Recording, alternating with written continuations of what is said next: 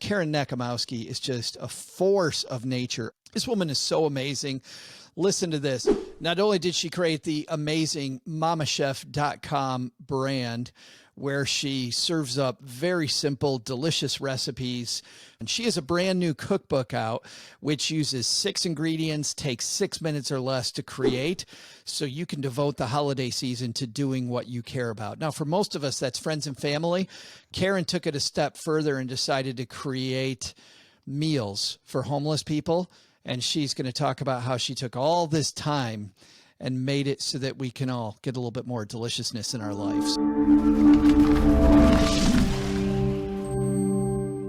And here to help us make the holidays maybe a little simpler, a little kinder, a little more fun, Karen Nochimowski's here. How are you?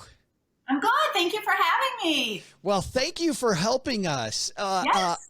I want to start. I'm so excited to talk to you because, as you know, families spend so much time in the kitchen around the holiday season, Karen. Yes. They want this to be perfect. And so we spend all this time, all this energy.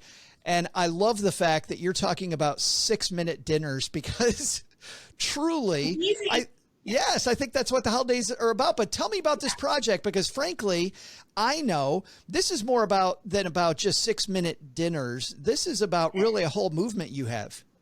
It is. So I started about 4 years ago. I had this kind of middle of the night epiphany of what more do I want to do to help my community? I had my cooking blog. We had volunteered at soup kitchens. We had stacked pantries at different shelters. And I just had this idea of kind of making more of a philanthropic arm of my cooking blog.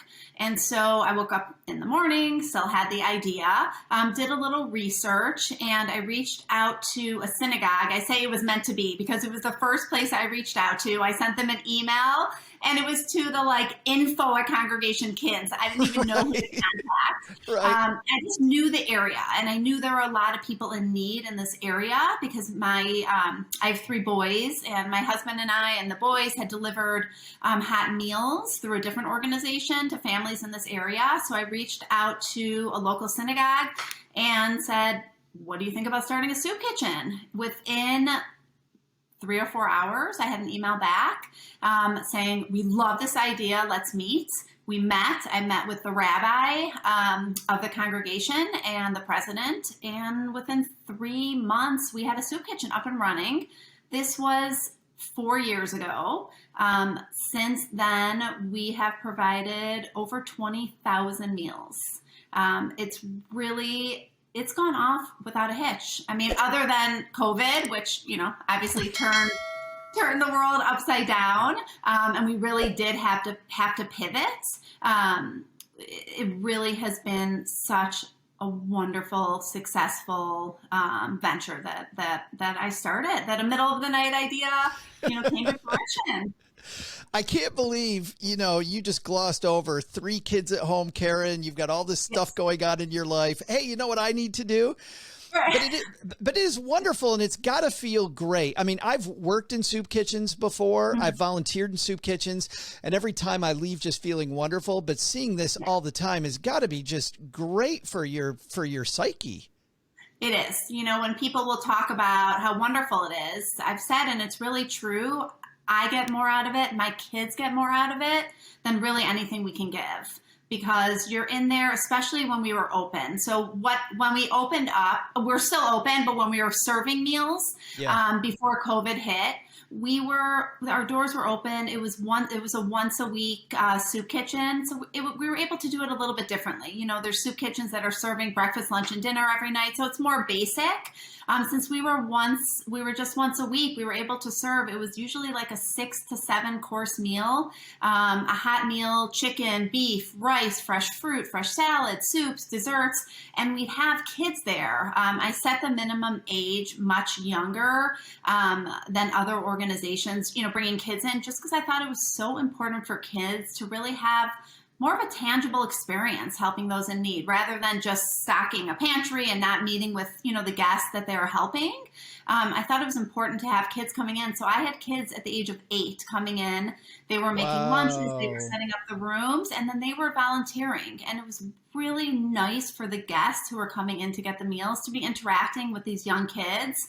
And so I think it really was a win-win. And we had, when I opened, I was a little nervous about getting volunteers. I put together the volunteer sheet and realized we needed over 600 volunteers. 600? 600. Because we were making, in an hour and a half, we were making a 6 to 8 course meal for, let's say it was 100 people, but people were coming up to get seconds and thirds. So we had to have a lot of food. So we needed a lot of volunteers.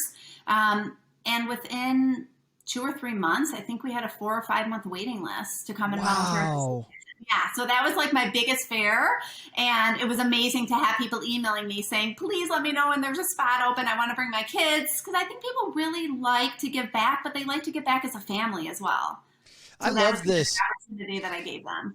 Well, and I love this messaging this time of year, especially when I feel like all we see is the worst of each other on social media, right? Absolutely. The fact that there's so many people lining up to do these remarkable things. People that are watching the video of this, by the way, are looking now at a photo that you sent us, which is a bunch of the meals lined up and some of the volunteers. Just how do you find time to organize all of this, Karen? I got to imagine you've got some great people on your team helping you. I do. So I have a volunteer coordinator whose name is also Karen. I joke that when we've done the coat drives, another friend of mine, Karen, runs it. So I said, we give the Karens a good name. Right, right. She really runs it with me. I have wonderful people at the synagogue who help me weekly. We have a cleanup crew that comes in. The same crew has been coming in since we opened for 4 years. So really when we're either serving the meals or handing out the meals, there's another crew that comes in to clean up so we don't have to worry about that. And like you said, with all of just everything going on in the world and all the negativity, someone asked me what surprised me the most, and I realized people want to find the opportunities to give back. People are inherently good and they really want to give back to their communities. It's sometimes hard to find. And so once they have this opportunity, especially like I said, that they can bring their kids to, it's really easy to get people once they realize that, this is out there and it's something that they can drive, 5 to 30 minutes to help out. Well, let's dive into the cookbook then that supports this wonderful project. It also, frankly, supports this idea of family and spending more time with family because it's a beautiful cookbook as I've been flipping through it, preparing to talk to you, Karen. Thank you. And it just makes me hungry. It just totally makes me hungry. Yeah. But I guess what you're telling people, like on your blog, is listen, healthy and tasty does not have to take forever. Absolutely. When I started this, I started the blog in 2017. The Soup Kitchen started in 2018. And when I started the blog, really kind of the catchphrase that I had is, you can do it. There were so many people who, friends of mine in my community, friends that I had, friends of friends who have said, I don't know how to cook. It's very intimidating for people, especially if they were not raised in a house where they were spending a lot of time in the kitchen. It's daunting. It's intimidating to start cooking. And for me, I've grown up cooking. I was the one cooking for my friends in college. When I lived abroad, I was the one going to the markets and buying the food. It was really natural for me to cook. And I realized it's not like that, honestly, for most people. And so about 6 months into the cooking blog, I got a message on, someone had sent me an email, and the subject was, thank you for making me feel like a hero in the kitchen. And She said, I've never cooked before. I have 3 kids. This was kind of when my blog had started, so I might have had 30 recipes on there. She had made the honey curry chicken, which happens to be the recipe that I first put on the blog. It's the one that I had shared so many times that I was like, I'm starting a blog. I'm tired of emailing this to my friends and family. It's actually the first one we did at the Soup Kitchen as well. And so she had made that. She said her husband came home from work. He could not believe, if anyone is listening, watching this, try the honey curry chicken. Your house is going to smell amazing. And she said, my husband came in, like his jaw dropped. And she said it was amazing. He made her sit down and he did the dishes. Like he was so happy. And she said, for the first time ever, I felt like a hero in the kitchen. And it just made me realize people really need the tools and the confidence to say, here's a recipe. It will take you 6 minutes to get together. It's 6 ingredients. A lot of these you even have in your home, and you can just throw it in the oven and you're going to have a meal. Like it's really, it's much easier than what people think. And that's really my cookbook, which is behind me. That's what all the recipes are. They are quick and easy recipes that anyone can do.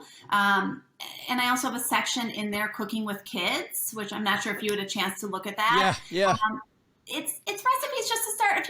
If your kids are curious and they want to start cooking, they're great recipes to start cooking with the kids. And then I made sure all of the ones in that section are ones that the kids can do on their own. Like once you really show them, or they can try them on their own, which is fun for them to start at a young age also. This is really just a way to get your kids to cook for you, isn't it, Karen? I mean, this is the real truth, right? Yes, it is. It's very nice when I come home and I can say to my son, "Can you make the veggie fried rice for me?" Perfect. Right.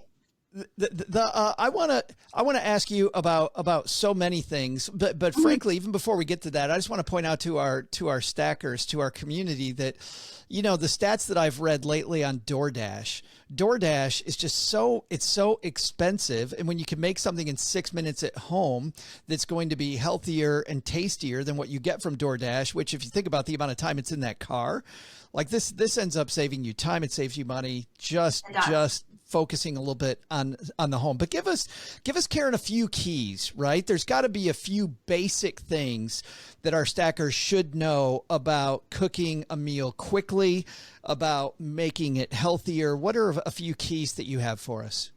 Sure. So in each recipe, especially in the cookbook, I kind of give these little tips because I do think it's important for people to kind of read once they're done reading it, some things that are going to stick with them. So a lot of staples that I'll really keep in my kitchen. For instance, I have a recipe and they're called tortillas. All it is, they're tortillas. You throw some shredded cheese, some pizza sauce on it, some toppings. My kids make them all the time. Like these are great snacks. Instead of running to the local fast food, local fast food restaurant, kids can come home. You can have a whole wheat tortilla, a regular tortilla. You're getting with the pizza sauce, you can put veggies on there with the cheese. There are things that you can, and you pop it in the oven, it's ready in 5 minutes. So there are even recipes that not only take 5 minutes to prep, you throw them in the oven and they're ready and kids can have a healthy snack. I always keep some type of chicken in my refrigerator. For those of you starting off cooking, you'll find a lot of my recipes have bone-in chicken. So bone-in chicken, skin on, because it's really hard to mess up. If you overcook it, especially dark meat, there's really a lot of moisture and fat in there that it will turn out great. So if you're going to start cooking, I would suggest starting with bone-in chicken with the skin on. I do have some fish recipes in there. The fish ones that I did are easy fish recipes. They're ones you just put a couple sauces on or a couple spices, throw it in the oven, and they're really simple to do. So I think it's just starting off easy. And like I said before, I think it's giving people, like you said, DoorDash. I think that happens a lot. It's not only because people don't think they have the time, it's also because people don't have the confidence in the kitchen. Right. They're scared to do it. So I think giving people the confidence in the kitchen and saying, you can totally do this is what's going to help people make the meals. And really, other than it's healthier, it's less expensive, people feel good making a meal. Like people really feel good making dinner for themselves, for their spouses, for their families. And I think once you kind of make a couple of them, you'll realize that you can do this. How do you plan for your week at your house when it comes to planning meals? Do you plan the whole week out all at once? And then do you batch some pieces or do you take it day by day? I don't. I take it day by day. And what's funny is I was telling my husband this, I had gotten an early copy of the cookbook about 2 weeks ago. And I did a lot of recipe development. I spent about a year on this cookbook, putting together recipes, because a lot of times when I cook, I should say most of the time that I cook, I just throw things together. Like I don't measure, especially when you're cooking, and that's really not baking, but also with cooking, if you're putting ingredients together, it's very hard to mess up. If you have the right ingredients, if you're adding oil and you add a little bit too much, or you add a little too much mustard or honey, whatever you're making, it's going to be okay. So I really throw things together. Since I've gotten my early copy of the cookbook, I said it's actually already dirty. Like I've opened it up and I'm like, oh, I want to make this tonight. So I said to my husband, it is so funny to be cooking out of my own cookbook. But I do a day by day. So usually, I mean, maybe the day before, but usually sometime during the day, I like to serve either meat, chicken. We usually have a protein for dinner. So I'll usually run out at some point and grab that. A lot of my recipes have it in there so you can prep it the night before. Like let's say you're making a chicken, you throw everything together in a Ziploc bag. There's a great lemon herb chicken in there, which all you're doing is putting chicken in a Ziploc bag, lemon juice. You can use fresh lemon. You can use lemon, the lemon juice. Some garlic cloves, any herbs you want, throw it in a bag, put it in the night before, and then when you get home the next day, you put it in the oven for 40 minutes and you have dinner. Fabulous. No mess, no fuss. Easy, easy to make. Yes. Karen, there's a subtext while you've been talking that I keep hearing, which it sounds like when you talk about confidence, like this subtext I'm hearing, and tell me if I'm wrong, is it's okay to mess it up. It's okay to experiment. Like this, I'm just hearing you talk about the joy when you say you don't measure, just learn from it and have some fun.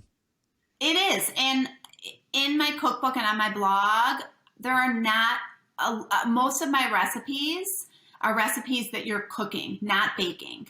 So when you're baking, you really do have to be a little bit more exact. And again, the recipes that I have, you can't mess up with the baking because it's exact and they're so easy. You're not having a list of 20 ingredients. You're having usually they're 4 to maximum 6. But when you're cooking, meaning when you're making chicken, beef, fish, vegetables, it really is hard to mess up as long as you're using the ingredients that are listed. I found for me that was confidence in the kitchen was this idea that, hey, just have some fun, just relax. And if it doesn't turn out right, we have a good laugh and then we do it again later and we keep experimenting, And it will turn out right. My last question is a very serious one. Who the hell is your photographer? These photos are amazing. They are. She did an amazing job. My publisher that I worked with, Page Street Publishing. They work with a photographer in the area that's done some cookbooks. I sent her the recipes and she took all the photographs. And what was so nice to me is when I'm cooking, I've been cooking forever. It's nice to know that someone else is making them before they're getting into a cookbook and that they actually look and turn out the way that I wanted them to turn out. So it was almost like a second check for me having her do this. She did a beautiful job. Pastry did such a wonderful job on the cookbook. And one thing I'll mention is I also started in 2020 when I was running the soup kitchen and we kind of had to pivot a little bit during COVID. So we started handing out meals. I started something, I was driving by one of those little libraries and I had this idea to make it a free outdoor food pantry.